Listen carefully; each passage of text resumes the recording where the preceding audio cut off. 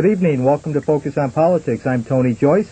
Our guest today, we're glad to have him. We were supposed to have him last week, but we had a little screw-up on our part, is Dave Fremon, who's the author of a book, Chicago Politics Ward by Ward. He's also written for some of the community newspapers. Welcome, David. Thank you very much, Tony. The number here is 738-1060, and we'll take your calls if you want to know specifically about your ward or one of your neighboring wards. First, let me show the book and talk a little bit about this, David. You put this out a couple years ago, and what's it all about? Well, it's a book that deals with Chicago politics, taking each individual wards, all of Chicago's 50 wards, looking at what is there socially, economically, attractions, that sort of thing, and also taking a look at the political history of the ward, the current aldermen and committeemen, plus notable political figures from the past that have influenced the ward's current existence. And currently, right now, I'd say, about a quarter or so of the aldermen that you wrote about are still in the council, maybe even less? It's very, very few. There's been an incredible turnover in particularly the last 6 years.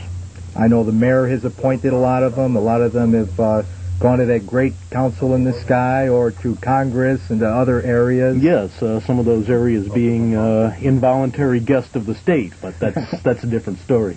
Okay, let's start off talking about the First Ward. The First Ward's changed a lot from what we know historically in the past. Give us a little history on the First Ward.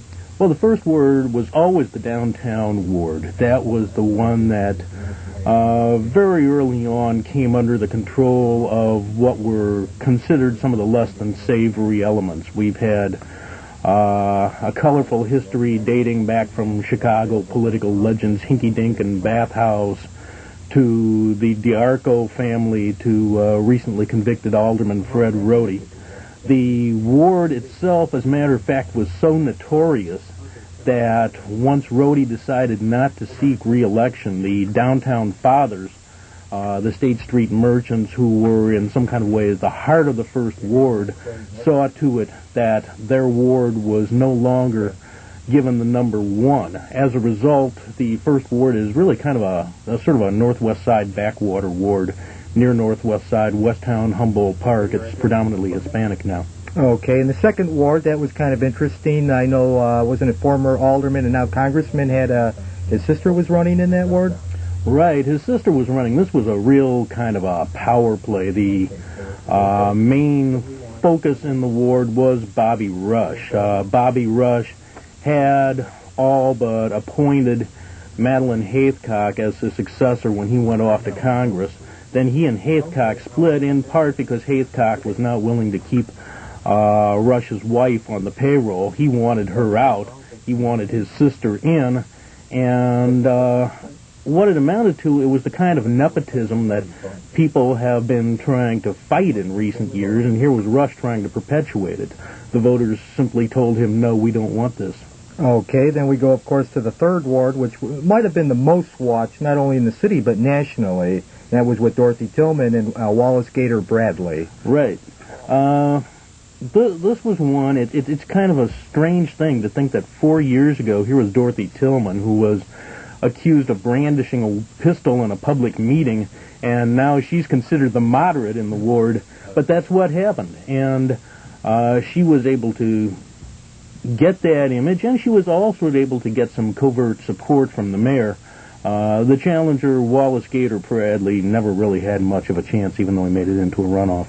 Okay, going right to the Fourth Ward, that's Alderman Tony Preckwinkle. Tell us a little bit about the Fourth Ward and Alderman Preckwinkle. This is one, it's an interesting ward because the southern half of the ward is affluent, the northern part of the Hyde Park, Kenwood neighborhood. The northern half of the ward is some of the most poverty-stricken territory in all of Chicago. And the politics have always been a kind of a split between the two. Tim Evans, when he was the alderman, always did well in the northern part of the ward, but not necessarily all that well among the independent voters in the southern half. Those independents came together 4 years ago, elected Tony Preckwinkle, and re-elected her this time around. I don't think that she's quite as independent as some of them would like, but she's there, and she hasn't really disgraced herself, so she's getting re-elected. Okay, and that takes us to the 5th ward. That's where the vacant ward where Alderman Bloom, he decided not to run. That's Barbara Holt. What can you tell us about that? Well, Bloom supported Holt this time around. Now, of course, the 5th ward has the rather legendary heritage of Larry Bloom, Leon Dupre, Robert Merriam. This is the intellectual, liberal, independent ward on the south side. Now, Ms. Holt is the first African-American to be an alderman in this ward, which has always been, or which has been for years, a majority African-American ward. It'll be interesting to see whether or not she is going to follow in the footsteps of Mr. Bloom, Mr. Merriam, and Mr. Dupre. Okay, we're going to go off our lineup a little bit. We're going to go to Mike, who's on the southwest side. Hi, Mike, are you there? Yeah, I'm here. What ward are you interested in? What do you call it? I'm in the 18th ward, and I was wondering, does your book cartel, what has done over the last year and a half to force the integration down the white people's throats and to move them out of the city of Chicago? It's happening all over the southwest side here. The white people are flocking out of here like droves. I never seen a flock of droves of white people moving out of the city like they're doing it this year. Okay, Dave, let's talk about the 18th ward a little bit. Okay, the 18th ward is one that's a rather thin ward from north to south and a real long one from east to west. And this has been one that right now it's a black majority ward, at least as far as population goes, and maybe even as far as voting age population. But it's still politically a white ward because the black politicians just simply haven't gotten their act together and supported strong candidates. Now, as far as what is being done to drive the white voters or the white residents out of the 18th ward, I'm not sure that anything is being done to do it. Nobody is forcing anybody to move out. And again, nobody is forcing any black voters to move in. It's something that's happened. It's been a kind of a westward migration along that part of the south side that's been going on for decades. Okay, thanks for the call. We're going to go to Mount Greenwood. Is that Chuck or Chad? Chad, are you there? Yeah. Go right ahead. Why do we have the 18th ward? Why do we have the 18th ward? Yeah. Well, okay, why do we have the 18th ward? I mean, are you asking why we have the 18th ward, aside from something has to come between 17 and 19? The 18th ward is there as the entity it is right now because there still is a strong white political organization there. It's one that the mayor and the ruling faction of the council are not willing to get rid of just for the sake of getting rid of. There is an African-American majority, as I said. Now, if the lawsuit that is pending, a ward remap lawsuit, does go through, the 18th as a white ward will no longer exist. It will be changed to a way to be broken up and essentially made a black supermajority ward, one that'll almost guarantee a black alderman. Okay, thanks, Chad. And that's Alderman Murphy, who is aligned with the mayor, but I think on occasion has voted against the mayor. Yeah, he's one. A lot of the southwest side aldermen are not going to particularly go down the line with the mayor if it is something that they see goes very, very strongly against the parochial interests of the residents, particularly on a racial basis. Now, Murphy ended up doing very, very well in the last election. I think he got something like about 55 to 60% of the vote against a number of black candidates. And I know in my particular trip around the ward that day, there was nothing that indicated that any of the black opponents had any real strength against him. Okay, we're going to go back to the phones. We have Tony, who's on the south side. Yes. Hi, go ahead, Tony. Good evening, gentlemen. Great. Hi. Okay, now, Mike, I have two questions. The first question is, what is it about the white voters in the city that prevents them from supporting a black candidate? Black people have voted for white people for decades in the city of Chicago. However, that's never reciprocated, point one. And point two, I'd like your comment on the supposedly gerrymandered situation that we have now regarding the wards in the city. Do you believe it's gerrymandered? And, how would you assess both items I've just put on the table? Okay, well, let's just kind of throw them out. The first one, white people voting for black candidates. White people have voted for black candidates in Chicago. Carol Mosley Brown won all but about 6 wards during the last Senate election. Jesse White wins. Now, I will grant you that these are elections for offices that are not really full of executive power or not really full of power right at home. There are a number of reasons why white voters haven't gone in great numbers for black candidates. There certainly is racism in many cases. There is also fear of what might happen as far as community changes or whatever, what one of the last callers was referring to. There are people who are satisfied with the current political system, with the current ward structures, that sort of thing. And there are simply people who like the job that Richard Daley was doing or didn't like the job that Harold Washington was doing, didn't like their political philosophies. There are a number of different reasons. But yeah, there's no question about it. As long as we have elections involving black and white candidates for mayor in the near future, you're still probably going to see a large majority of the white voters going for the person who appears to be the strongest white candidate. Okay, thanks a lot, Tony. I'm sorry, Tony, what was your other question? Second one was about gerrymandering of the wards. Okay, gerrymandering of the wards. Yeah, if you take a look at the recent ward map, there's no question it's incredible gerrymandering. Earlier ward maps, the ward map that came out in the middle 1980s, the one that led to the special elections, was changed to allow for representation of blacks, Hispanics.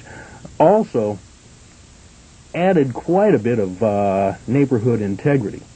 In other words, what I mean by that was the near north side was the 42nd ward, Little Village was the 22nd ward, Ravenswood Lincoln Square was the 47th ward.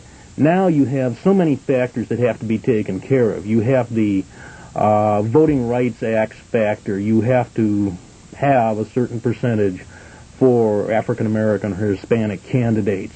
You also have the, for all practical purposes, necessity of protecting various incumbents. Now, there's nothing in any law book that says you have to do that, but politically speaking, if you want those incumbents to vote for your map, you have to do it. So you have those things. You have, of course, the population standards that have to be gone by.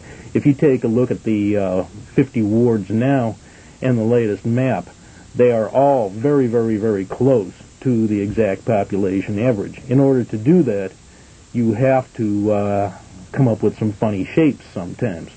Now, granted, I could do a map, Tony could do a map, you could do a map, and you could follow all of those criteria, and you could come up with something that's going to be correct within the various standards and funny shapes, but those funny shapes will go and they will advance your agenda or my agenda as opposed to the agenda of the current city council. And since the current city council is the one voting on the map, they're the ones whose agenda you have to please.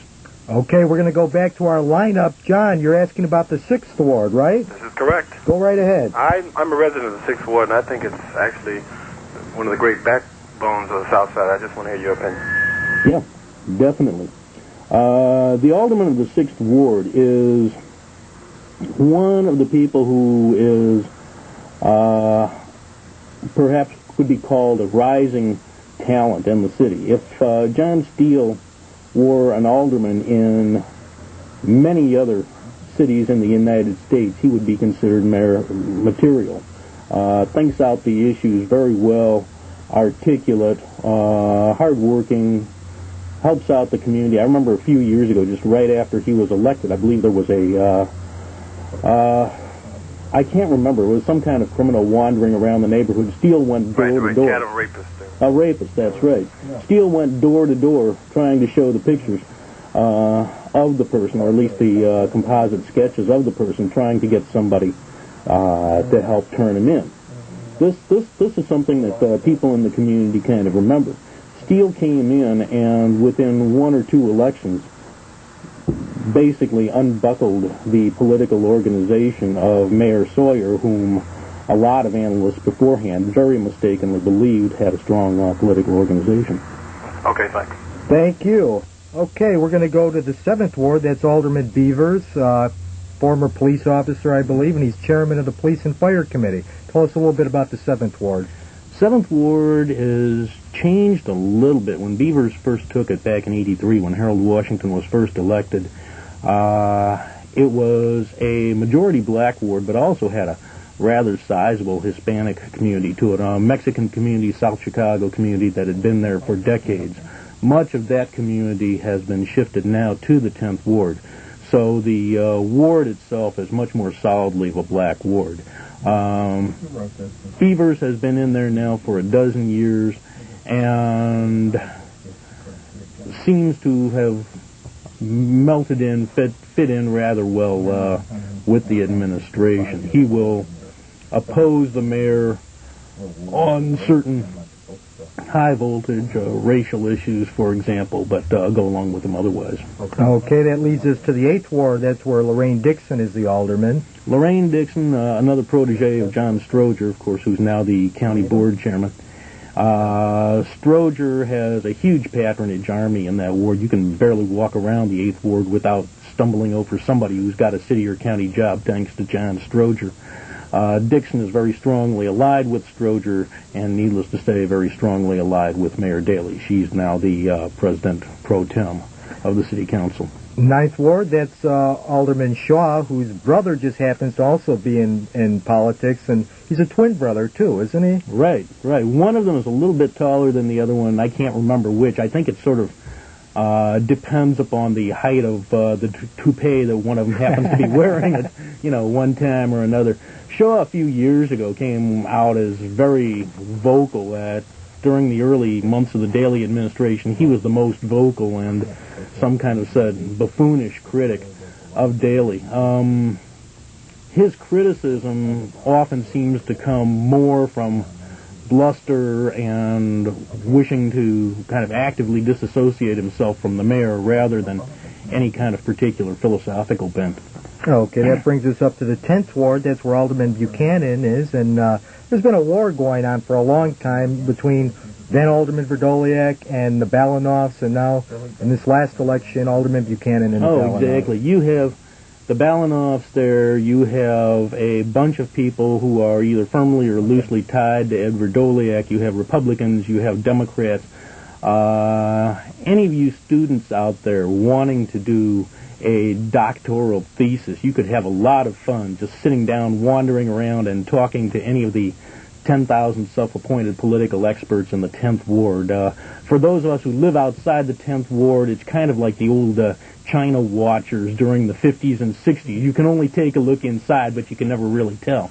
The last time around, there were about a dozen different candidates running in the election there. Buchanan, the eventual winner, barely fell short of a majority, but at the same time, a good number of the other candidates that happened to be in the race were some form of Ed Verdoliak plant put in to try to squeeze one ethnicity or one gender or one philosophy, whatever group, away from Balanoff. So even though it went into a runoff, Balanoff never stood a chance there. Okay, we're going to go back to the phones. We have Felicia, who's in the 26th Ward, which is a hot ward. What's your question, Felicia? Oh, I'm sorry. Not the 26th Ward. I'm sorry, and it's not Felicia, it's Alita. Hold on a second. Turn it down a little bit. Okay, go ahead. My question is, there's a lot of developmental programs coming up, coming in the 26th Ward. I'm talking in terms of the scattered site housing and SROs, especially. I mean, where do you see the 26th Ward going in, let's say, the next 4 years? It's in terms of developmental. Economic development projects. I think with the new housing there, you are going to see an input, an economic, monetary, whatever you want to call it, input that wouldn't necessarily be around. Now, there's been a lot of complaints from various aldermen. The now alderman Jesse Granado of the 1st Ward was one who was kind of coming out against a lot of this housing coming in. On the other hand, I think it's bringing population in, it's bringing money. I don't know how much disposable money, but at least something or other in. And I think it's also bringing in a kind of diversity. The 26th Ward, or the new 26th Ward, is something else in a way, is kind of created because it was taken from bits and pieces of other wards during earlier map. And there's always been kind of a port of entry feeling there. People who are just coming into the city or else just coming in and just able to kind of buy the first house after they've been scrimping and saving for a while. Okay, thanks for that call. We're going to start skipping because we got 3 minutes left. Let's go to the 30th Ward, which is where I was for most of Election Day. It was a very hot race between Alderman Wojciech and Karol Bialczek. Basically, it was a power struggle with Commissioner Lekowitz, who's also the committeeman. Let's talk about that a little bit. Well, that's kind of the key right there. The mayor, to a great extent, stayed out of a lot of the runoffs. Most of the people that were in the runoffs were people who would support him either way. This one, he wanted to embarrass Ted Lekowitz. Why? Because after last year's county board races, the mayor, Daley, wanted his brother, John, a county commissioner, in as finance chairman and probably as de facto ruler of the city council. Lekowitz, on the other hand, has always been looking for some power in state and county whatever, and Lekowitz went against Daley. Lekowitz lost, Daley won. This was in some ways Daley's way of getting back at Lekowitz. He supported Mike Wojciech, the alderman of the 35th Ward, the last term, over the then alderman of the 30th Ward, Karol Bialczek, who was the protege of Lekowitz. A little confusing, huh? Okay, I'm sorry we're not going to be able to get to any more calls. We got about 1 minute left. Let's talk about that famous independent lakefront that we've known for years. What happened to it, and do we have any real independents left there? Well, if you're talking about independents as people who are not necessarily going to go along and jump through Mayor Daley's hoop, yeah, you have Helen Schiller and Joe Moore up in the 46th and the 49th wards. And the other 4 wards, what happened is this: the independents, the young free spirits, whatever, got priced out of those neighborhoods. They can't afford Lincoln Park. They can't afford Lakeview. They can't afford Edgewater. They've moved inland in some cases to places like the 32nd or 47th or other wards. What you have is a more conservative element that's willing to go along financially with the status quo, is not interested in racial or so-called fairness issues or anything like that, and is not really interested in the fighting that went on during the council wars years. We're going to have to cut it off there. We've only got to about a quarter of the wards or so. Once again, I want to show the book, Chicago Politics Ward by Ward, and even though it is outdated in many of the wards, it does give you a good history of some of the good stories of Chicago politics of the past. So, Dave, thanks again for being with us. Thank you, Tony. And hopefully we'll have you again in the near future. All right. And we'll be back next week at 5:30. We're hoping to have Commissioner Maldonado from the Cook County Board. Thank you.